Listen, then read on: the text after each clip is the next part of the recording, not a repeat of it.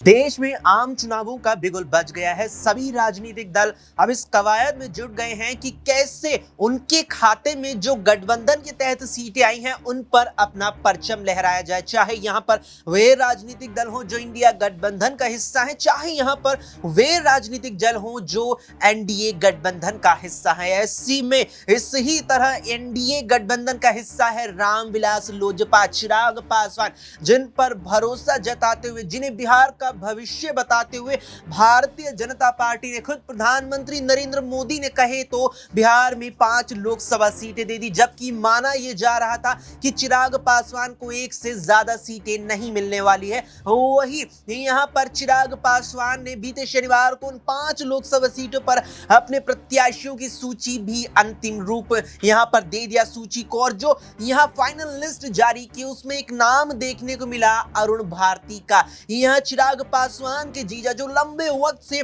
कई रैलियों में, कई जनसभाओं में उनके साथ मंच पर उनके साथ ही नजर आए, जिसके बाद से लगातार माना जा रहा था कि चिराग पासवान अपने जीजा अरुण भारती को चुनावी मैदान में उतारने जा रहे हैं और आगामी लोकसभा चुनावों में उन्हें टिकट भी जरूर देंगे। जिसके बाद ये बीते शनिवार को जग जाहिर हो गया कि अरुण भारती जमुई संसदीय क्षेत्र से रामविलास लोजपा की तरफ से एनडीए गठबंधन के यहां प्रत्याशी होने वाले हैं। साथ ही साथ यहां पर आरजेडी जो इंडिया गठबंधन की बिहार में ड्राइविंग सीट पर है, उसने भी पूरी कमर कस ली है और यहां पर अब सबसे चौंका देने वाला नाम आरजेडी की तरफ से देखने को मिल रहा है ऐश्वर्या यादव का। जी हां, लालू प्रसाद यादव की बड़ी बहू तेजस्वी यादव की भाभी तेज प्रताप यादव की पत्नी ऐश्वर्या यादव को लेकर अब माना जा रहा है कि चुनावी मैदान में उनका परिवार अब उन्हें भी उतारने जा रहा है। और जिस तरीके से बिहार की 40 लोकसभा सीटों में से इंडिया गठबंधन के तहत आरजेडी 28 से 30 सीटों पर दावा ठोक रही है, उनमें से कहीं ना कहीं पर अब ऐश्वर्या यादव भी देखने को मिलने वाली है। ऐसे में तमाम सवाल हैं जो बिहार के सियासी संग्राम पर उठ रहे हैं। एक और जहां बीजेपी ड्राइविंग सीट पर है, एनडीए गठबंधन की चिराग पासवान पर नजर है। नीतीश कुमार की वापसी इंडिया गठबंधन में हुई है तो इंडिया गठबंधन भी पूरी तैयारी के साथ आगे बढ़ता चला जा रहा है। इसी के मद्देनजर तमाम सवाल हैं, जानेंगे तमाम सवालों के जवाब न्यूज रूम में अपने सभी सहयोगियों से। दिनेश से बात करते हैं। दिनेश, चिराग पासवान यहां पर सूची जारी कर दी है और चौंका देने वाला नाम कहें या कहें कि चौंकाने वाला नाम कतई नहीं है यहां अरुण यादव का। अरुण भारती कहे, उनके अपने जीजा लगातार कई मंच से साथ नजर आए, लेकिन सवाल उठता है कि अरुण भारती की कोई ऐसी बड़ी पहचान नहीं है। पहचान केवल इतनी है कि पूर्व केंद्रीय मंत्री रामविलास पासवान के दामाद और वर्तमान में चिराग पासवान के जीजा है। क्या यहां पर आरजेडी नेतृत्व एनडीए गठबंधन को चुनौती दे पाएंगे? देखिए, जिस तरीके से सबसे पहले तो जमुई सीट की बात कर लें। अक्षय, यहाँ पर जमुई से वर्तमान में चिराग पासवान सांसद हैं और उनका यहाँ पर सीट छोड़ना और वहाँ से जिस तरीके से आरजेडी ने अपना जो प्रत्याशी उतारा है, एक तरीके से जो अर्चना रविदास है उनको मैदान में उतारा है और वो लगातार फायर ब्रांड नेत्री की तरह लगातार चुनाव प्रचार करते नजर आ रही हैं। चिराग पासवान के लिए मुश्किलें खड़ी कर रही हैं। पिछले दिनों एक बयान हमने सुना उनका, उन्होंने साफ तौर पर कहा कि चिराग पासवान जिस तरीके से यहाँ पर लोगों को बेवकूफ़ बनाते रहे, 5 साल तक लोगों ने, जमुई के लोगों ने उनको सांसद चुनकर जरूर भेजा, लेकिन वो दिल्ली की चमकीली सड़कों पर ही लगातार प्रधानमंत्री से मुलाकात करते रहे, गृह मंत्री से मुलाकात करते रहे। जो जमुई के लोग हैं उनसे एक बार भी मुलाकात करने के लिए नहीं आए और ऐसे में कहीं ना कहीं उनके दुख दर्द की यहाँ पर बात करती हुई नजर आई अर्चना रविदास और लगातार घेरती हुई नजर आई। उन्होंने कहा कि यहाँ पर आरजेडी जिस तरीके से 26 सीटों पर चुनाव लड़ रही है, बिहार में वर्तमान में सबसे बड़ा राजनीतिक दल दिखाई देती है और ऐसे में आगामी चुनाव में भी यहाँ पर आरजेडी जो है बिहार के लोगों के लिए ही, उनकी जो भावनाओं को समझते हुए यहाँ पर काम कर सकती है। ऐसे में उन्होंने अपने चुनावी मैदान में जिस तरीके से लोगों से वोट की अपील की, दूसरी तरफ आपने बात की कि अरुण भारती की कोई बड़ा चेहरा नहीं है लेकिन चुनावी मैदान में है। जिस तरीके से लगातार चिराग पासवान की कोशिशें ये हैं कि पशुपति पारस से जो उनको चुनौती का सामना करना पड़ रहा है, 5 सीटों पर चुनाव लड़ रहे हैं चिराग पासवान। इंडिया गठबंधन की तरफ से 10 सीटों का ऑफर किया गया था, उसके बाद पावर पॉलिटिक्स करते हुए 5 सीटें लेने में यहाँ पर कामयाब हो गए, लेकिन पशुपति पारस से उन्हें काफ़ी बड़ी चुनौती का सामना हाजीपुर से करना पड़ सकता है है और पशुपति पारस लगातार ये कहते नजर आ रहे हैं कि मैं हाजीपुर सीट से चुनाव लड़ूंगा, और ऐसे में दोनों के बीच ये मुकाबला काफी कांटे का देखने को मिलने वाला है। बिल्कुल यहाँ पर कांटे का मुकाबला देखने को मिलने वाला है, लेकिन यहाँ पर सवाल अब ये उठ रहे हैं कि पशुपति पारस जो कहीं ना कहीं या कहीं जिनसे लगातार ही 36 का आंकड़ा कहा जा रहा है चिराग पासवान को, और खासतौर पर जब से पशुपति पारस ने यहाँ पर अविभाजित लोजपा या कहेंगे लोजपा को विभाजित करके रामविलास लोजपा और राष्ट्रीय लोजपा नामक दो गुटों में बांट दिया था, ऐसे में बीजेपी ने भरोसा जताया, खुद प्रधानमंत्री नरेंद्र मोदी ने भरोसा जताया यहाँ पर चिराग पासवान पर, उन्हें बिहार का भविष्य बताते हुए 5 लोकसभा सीटें सौंप दी। लेकिन क्या 5 लोकसभा सीटों पर वे यहाँ अपने परचम लहरा पाएंगे? वहीं आरजेडी जो विधानसभा में बीते विधानसभा चुनावों में सबसे बड़ा दल बनकर के उभरी थी, लेकिन उस आरजेडी का लालटेन बीते राज्य के आम चुनावों में बुझता नजर आया था। क्या इस बार तेजस्वी यादव के प्रमुख रूप से नेतृत्व में यहाँ पर आरजेडी बड़ी तरीके से यहाँ पर कमबैक करेगी, वापसी करेगी और यहाँ पर जेडीयू को चुनौती दे पाएगी, बीजेपी को चुनौती दे पाएगी? हमारे सहयोगी अबरार हैं, अबरार से जानेंगे कि अबरार, बीते आम चुनावों की बात करें, 40 लोकसभा सीटें बिहार की, एक प्रकार से आरजेडी का लालटेन बुझा नजर आया था, एक भी सीट पर नहीं खिला था, लालटेन नहीं चला था। क्या इस बार का वापसी कर पाएगी? देखिए, इस वक्त जिस तरीके से बिहार में जातिगत जनगणना को लेकर विपक्ष कहीं ना कहीं एक उम्मीद लगाए बैठा है कि कम से कम जो है उसी पुराने जो है पटल पर दौड़ कर जो है कहीं ना कहीं सीटों को जो है जीता जा सके। लेकिन सवाल ये है कि आखिरकार आरजेडी जितनी सीटों पर चुनाव लड़ रही है, 26 सीटों पर, क्या आरजेडी इतनी मजबूत है बिहार में लोकसभा चुनाव के अगर दृष्टिकोण से बात करें? भारतीय जनता पार्टी इस वक्त भी आप कह सकते हैं कि लोकसभा चुनाव में सबसे मजबूत स्थिति में है, और आरजेडी के प्रमुख लालू प्रसाद यादव, तेजस्वी यादव जो कोशिशें कर रहे हैं वो बिल्कुल सही ज़रूर नज़र आती है। लेकिन जनता लोकसभा चुनाव में भाजपा के साथ जाने वाली है। भारतीय जनता पार्टी पूरा का पूरा एनडीए मिलकर इस बार भी 2019 के लोकसभा चुनाव के उन तमाम आंकड़ों को दोहराने वाला है। अब सोचिए कि 2019 में भी बिल्कुल इस तरीके का गठबंधन था, उस समय भी नीतीश कुमार नहीं थे, इस समय भी नीतीश कुमार नहीं है। जब तक नीतीश कुमार थे इंडिया गठबंधन के साथ, तब तक ऐसा लग रहा था कि भाजपा को कोई बड़ा नुकसान जो है वो बिहार से उठाना पड़ सकता है, और नुकसान ही नहीं बल्कि इतना नुकसान होता है कि सरकार बनाने में भी कहीं ना कहीं दुश्वारी का सामना जो है वो करना पड़ता उनको।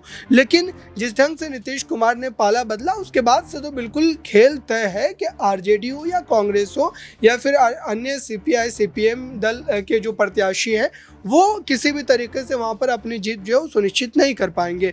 और इंडिया गठबंधन की तरफ से आरजेडी प्रमुख लालू प्रसाद यादव या तेजस्वी यादव ने बिहार की जनता को इस वक्त के चुनाव में क्या नया मुद्दा दिया? कुछ भी नया मुद्दा नहीं है। वही जातिगत जनगणना को लेकर वो वोट मांग रहे हैं, या फिर आप कहें कि तेजस्वी यादव को वो आगे करके वोट मांग रहे हैं। तो तेजस्वी यादव ने अपने कार्यकाल में बिहार के विकास के लिए क्या काम किए, उन कामों को गिनवाने की ज़रूरत है। और अगर आप नहीं गिनवा पा रहे हैं तो जाहिर सी बात है कि आपने ईमानदारी से अपनी सरकार को नहीं चलाया। तो मुझे लगता है तेजस्वी यादव के काम का जिक्र किया, वो लगातार दावा करते हैं कि नीतीश कुमार जो 17 साल में नहीं कर पाए वो मैंने सरकार में रहते हुए उप मुख्यमंत्री के पद पर रहते हुए 17 महीनों में कर दिखाया। क्या लगता है इस दावे पर? देखिए, अगर 17 महीनों की बात तेजस्वी यादव कह रहे हैं तो उनकी सरकार 17 महीने की थोड़ी रही है। लालू प्रसाद यादव मुख्यमंत्री रहे, उनकी पत्नी राबड़ी देवी मुख्यमंत्री रही हैं। तो जाहिर सी बात है कि उन तमाम कार्यकाल का जो है वो कहीं ना कहीं यहाँ पर ब्यौरा उन्हें पेश करना पड़ेगा। नीतीश कुमार भले ही किसी भी तरीके की सरकार चलाए हो, लेकिन समीकरण का यहाँ पर जो मामला है वो नीतीश कुमार के पक्ष में हमेशा बनता है। अगर तेजस्वी यादव नीतीश कुमार से सवाल पूछते हैं तो क्या आने वाले भविष्य में नीतीश कुमार अपने पाले को बदलकर फिर से एक बार महागठबंधन की ओर जो है अपने कदम बढ़ाएंगे? तो तेजस्वी यादव ये ऐलान कर दे कि वो उनको अपने जो है खेमे में नहीं शामिल करेंगे, तो बगावत तो दो तरफा है।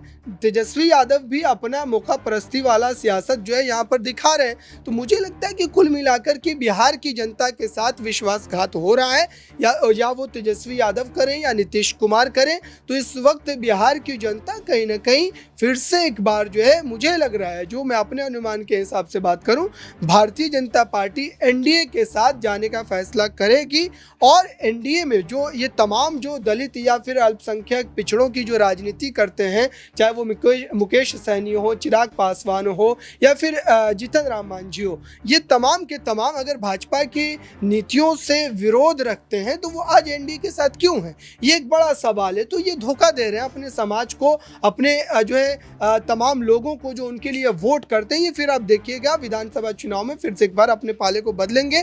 तो विपक्ष के लिए फिलहाल 2024 के लोकसभा चुनाव में बिहार में मेरे हिसाब से कोई बड़ी जीत जो है उनको नहीं मिलने जा रही है। मात्र खींचतान के अगर कहा जाए तो 5 से 7 सीटें जो है उनको मिल सकती है और इसी पर उनको संतुष्टि जो है वो करनी पड़ेगी। 26 या 25 सीटों का जो उनका ख्वाब है या सपना जो है वो बिल्कुल साकार नहीं होने जा रहा है। बिल्कुल यहाँ पर सपना साकार नहीं होगा, लेकिन तमाम तरीके से कोशिश की जा रही है।